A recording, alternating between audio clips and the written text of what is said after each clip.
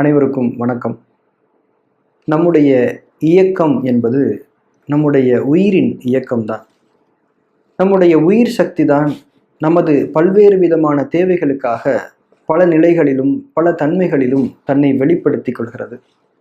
உணவை சாப்பிடும்போது அந்த உணவை ஜீரணிப்பதற்காக ஜீரண சக்தியாகவும், கழிவுகளை வெளியேற்றும் போது கழிவு நீக்க சக்தியாகவும், உடல் மன இயக்கங்களின் போது அதற்குரிய இயக்க சக்தியாகவும், உடலுக்கு ஏற்படக்கூடிய ஒரு தீமையை ஒரு நோயை எதிர்க்கும் போது நோய் எதிர்ப்பு சக்தியாகவும் நம்முடைய உயிர் சக்தி தான் தன்னை வெளிப்படுத்தி கொள்கிறது.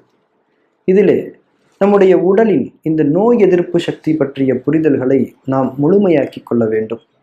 இந்த நோய் எதிர்ப்பு சக்தியை எளிமையாக விளக்குவதானால், நம்முடைய நோய்களை குணமாக்குவதற்காக நமது பேராற்றல் மிக்க அந்த உயிர் சக்தியே ஒரு மருத்துவராக மாறி இருக்கக்கூடிய நிலைதான் நோய் எதிர்ப்பு சக்தி என்பது. நம்முடைய நோய்களை மிகச்சரியான வழிமுறையிலே குணமாக்கக்கூடிய சூட்சுமங்களை அறிந்த, நம் மீது அன்பும் அக்கறையும் அரவணைப்பும் கொண்ட ஒரு தாயாக, ஒரு மருத்துவராக இருப்பதுதான் நம்முடைய நோய் எதிர்ப்பு சக்தி என்பது. எனவே இந்த நோய் எதிர்ப்பு சக்தியானது உயிர்ப்புடன் இருக்கும் காலமெல்லாம் நமக்கு சுகம் என்ற ஒன்று எப்போதும் உறுதிப்படுத்தப்பட்டதாகவே இருக்கும். நமக்கு எப்படிப்பட்ட ஒரு நோய் வேண்டுமானாலும் இருக்கட்டும், அது எவ்வளவு தீவிரமானதாக, எவ்வளவு நாள்பட்டதாக வேண்டுமானாலும் இருக்கட்டும், அந்த நோய்களை குணப்படுத்துவதற்கு நம்முடைய உயிரை விட, அதனுடைய பேராற்றல் மிக்க சக்தியை விட வேறொரு சக்தி இருக்கிறதா என்ன? ஆனால் துரதிர்ஷ்டவசமாக இன்றைக்கு மருந்துகள் என்ற பெயரிலே நம்முடைய இயற்கையான நோய் எதிர்ப்பு சக்தியை நாமே நம்மையும் அறியாமல் அழித்து கொண்டிருக்கின்றோம் என்பதை நாம் உணர்ந்து கொள்ள வேண்டும். மருந்து என்ற ஒன்று நம்முடைய நோய் எதிர்ப்பு சக்தியை அதிகரிக்கக்கூடிய ஒன்றாகத்தான் இருக்க வேண்டும். ஆனால் இன்றைக்கு நாம் மருந்துகளாக ஏற்றுக்கொண்டிருக்கக்கூடிய பல விஷயங்கள் நம்முடைய நோய் எதிர்ப்பு சக்தியை மழுங்கச் செய்யக்கூடியதாகவும் அழிக்கக்கூடியதாகவுமே இருக்கின்றது என்ற அப்பட்டமான உண்மையை நாம் ஏற்றுக்கொள்ள வேண்டும். உதாரணத்திற்கு காய்ச்சல் அல்லது ஜுரம் என்ற நிலையை எடுத்துக்கொள்வோம். காய்ச்சல் அல்லது ஜுரத்தின் அறிவியல் ரீதியான விளக்கமே நம்முடைய உடலிலே ஏற்பட்டிருக்கக்கூடிய ஒரு தீமையை, ஒரு நோயை அல்லது ஒரு நோய் தொற்றை எதிர்த்து அழிப்பதற்காக நம்முடைய உடலானது அதனுடைய வெப்ப ஆற்றலை அதிகப்படுத்தி அந்த நோயோடு போராடி அதனை அழித்து முற்றிலுமாக உடலை குணப்படுத்தக்கூடிய ஒரு அற்புதமான செயல்முறை. ஆகவே காய்ச்சல் என்பது நம்முடைய உடலினுடைய நோய் எதிர்ப்பு சக்தியின் ஒரு முழுமையான வெளிப்பாடு என்பதிலே எந்த விதமான சந்தேகமும் கிடையாது. சில அவசர சூழ்நிலைகள் தவிர்த்து காய்ச்சல் என்ற தன்மைக்கு மருந்து என்ற ஒன்றின் அவசியம் என்ன? ஆனால் இன்றைக்கு ஜுரத்திற்கான தனி மருந்துகள் பிரிவே இருக்கின்றது. அப்படியே மருந்துகள் ஜுரத்திற்காக கொடுத்தாலும் அது நம்முடைய இயற்கையான அந்த நோய் எதிர்ப்பு சக்தியை அதிகரிக்கக்கூடிய அல்லது அதற்கு துணை புரியக்கூடிய வகையில் தான் இருக்க வேண்டும். இன்றைக்கு நாம் சாப்பிடக்கூடிய, நம்முடைய குழந்தைகளுக்கு கொடுக்கக்கூடிய ஜுரம் மாத்திரைகள் என்பது உடலின் இயல்பான அந்த வெப்ப ஆற்றலை குறைத்து, அதாவது அந்த உடலின் நோய் எதிர்ப்பு சக்தியை குறைத்து விட்டுத்தான் ஒரு பாதுகாப்பற்ற தற்காலிகமான நிவாரணத்தை அந்த மருந்துகள் நமக்கு வழங்குகின்றன. இதை நாம் ஏன் உணர தவறுகின்றோம்? ஜுரம் வந்ததற்கு ஒரு காரணம் இருக்கின்றது. ஜுரம் மாத்திரைகள் போட்டு அந்த வெப்பத்தை தணித்து விட்டோம்.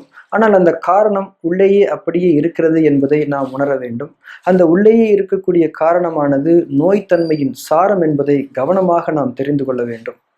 மேலும் இந்த காய்ச்சல் சமயங்களிலே நமக்கு தரப்படக்கூடிய ஆன்டிபயாட்டிக்குகள் உண்மையிலேயே நமக்கு தீமை தரக்கூடிய கிருமிகளை மட்டும் தேர்ந்தெடுத்து அவற்றை மட்டும் அழித்து விடுகிறதா, அல்லது நமக்கு நன்மை தரக்கூடிய கிருமிகளையும் சேர்த்து மொத்தமாக அழித்து விடுகிறதா என்பதை, அதனை யார் நமக்கு பரிந்துரைத்தாரோ அவரிடம் கேட்டு தெரிந்து கொள்ள வேண்டியது நம்முடைய கடமை.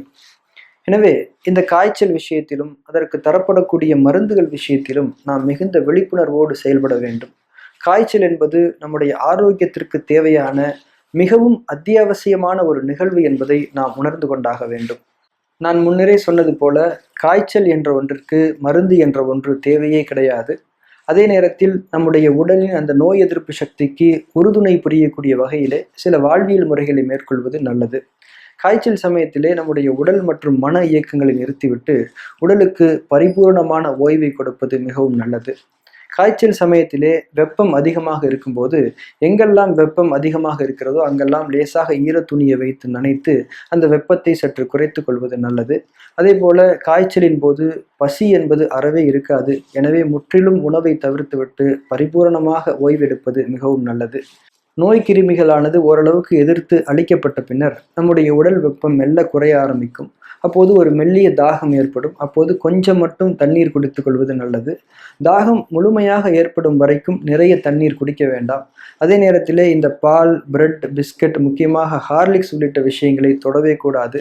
நன்கு வெப்பம் குறைந்த பின்னர் தான் பசி உணர்வு தோன்ற ஆரம்பிக்கும். அப்போது ரசம் சாதம், கஞ்சி சாதம் உள்ளிட்ட எளிமையான உணவுகளிலிருந்து உணவு சாப்பிட தொடங்கிக் கொள்ளலாம். மேற்சொன்ன இந்த விஷயங்களை விட காய்ச்சலிலிருந்து நல்ல முறையிலே வேகமாக குணமாவதற்கு ஒரு சிறந்த வழிமுறை கிடையாது.